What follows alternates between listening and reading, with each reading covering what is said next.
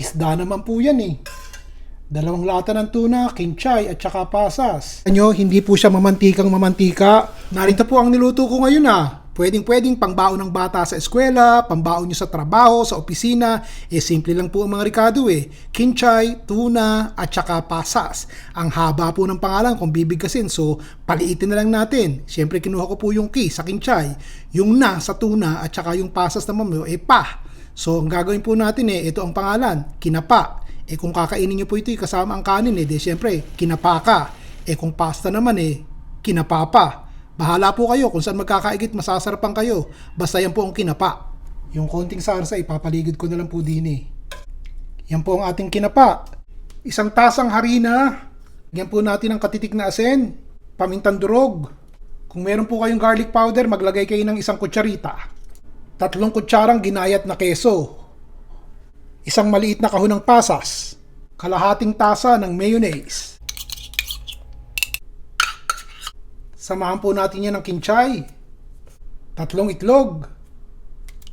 At 2 lata ng tuna na tinanggal na po natin yung sabaw at malansa. Haluin po natin yan hanggang sa mabuo at magkasama-sama na ang lahat ng ricado. Lagyan po natin ng 1 tasang breadcrumbs. Kung meron po kayong mga lumang tinapay, yun po ang ilagay nyo, mas maayos. Haluin po natin yan. Maglalagay po ako ng 1 tasang breadcrumbs dito sa ating pinggan. Hatiin po natin sa 8 ang ating tuna. Ang gagawin po natin is bibilugin po natin at lalaparin at dahan-dahan po nating paliguan o pagulungin dito sa ating breadcrumbs.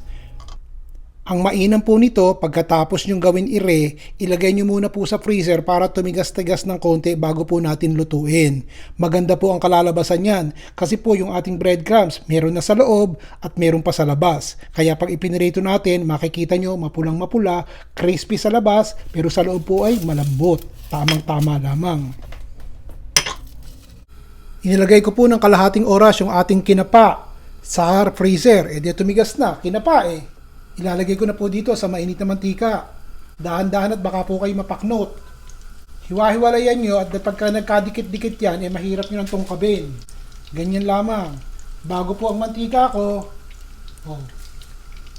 yun, 8 po ang nagawa ko. Tamang-tama din sa laki ng aking kawali. Iprito po natin yan. Palagay ko 2 minuto itataob ko. Tignan po natin. Pagkatapos po ng 2 minuto, itataob natin at nang makita natin, naku, napakaganda naman ng ating pagkakaprito. Talagang iminumungkahi ko po sa inyo na patigasin nyo muna sa freezer yung inyong kinapa para po ma-molde ng maayos, tumigas at pagpiprito nyo sa maayos na mantika at malinis na mantika. Tignan nyo, mainam na mainam. Yan tinutungkab natin, ang ganda ng pagkakaprito natin. At dapat po talaga meron tayong breadcrumbs na ilalagay. Yan po ang nagpapatibay ng ating kinapa. Kapain pa ulit natin. Yung kabila naman po ng kinapa palagay ko 2 minuto rin. Ganda! Habang ipiniprito natin, ipapakita ko sa inyo hindi pa po ito luto. Nakita nyo, hindi po siya mamantikang mamantika. Kung talagang susundan nyo ang aking pagkakagawa, na gariring ganire, hindi po lalabas na mamantika yung ating kinapa. Pagkatapos po ng 1 kalahating minuto, sandali, ilalakas ko po ulit yung apoy at paliliguan ko lang po ng mantika yung paligid para makita nyong maganda't sariwang-sariwa ang pagkakaprito. Hahanguin ko na po papatayin ko yung apoy at dini po ilalagay ko sa ating tray na merong salaan para yung pong excess na mantika matanggal. Makikita ko sa inyo, nilapit ko na para po makita nyo. Ayun. Yung 8 piraso pong malalaki tamang-tama na po siguro. Dahil ang nagpalaki ni Rie yung ating harina at saka po yung ating breadcrumbs, yung mumu. 8 malalaki.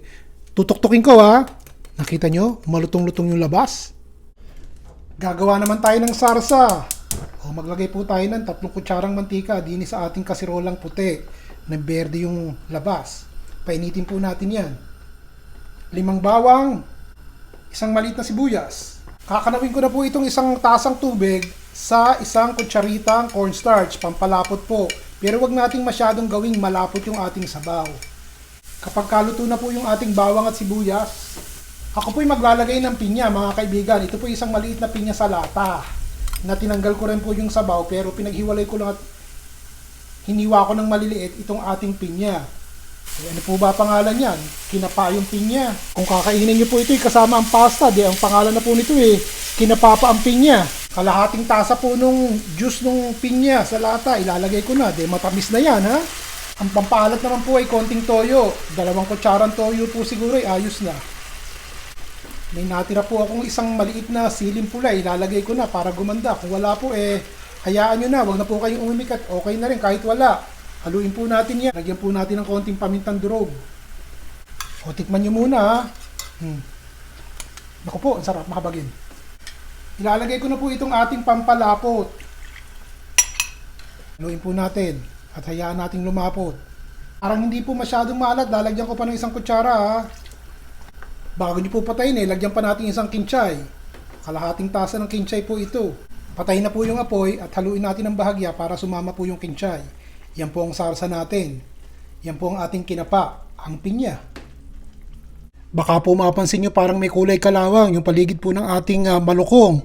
Yun po ang design. Ito po galing sa Italia. Inabili ko, tuwan-tuwa ako at iba ang kulay sa loob. Ito pong ipakikita ko sa inyo para lang makita nyo maganda po ang ating presentation. Pero hindi nyo po kinakailangang ganito ang paghahain sa bahay nyo at baka naman mabatukan kayo ng asawa nyo kung gagawin yung tore. Para lang po maganda ang presentation. Saka po natin ibubuho sa ibabaw yung ating sarsang ginawa. Dahan-dahan po at baka tumumba yung tore. Ganun lamang. O hindi po ba? Napakagandang tignan.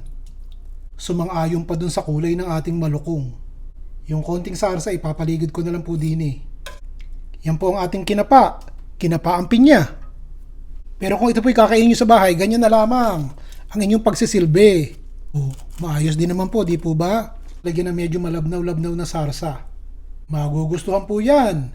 Ang pamilya nyo, isda naman po yan 2 lata ng tuna, kinchay at saka pasas. Po tayong kinapa. Pakikita ko yung loob para makita nyo yung luto. Tostado po yung labas pero yung loob, aba. Tignan nyo. Ang ganda, di po ba? Nya.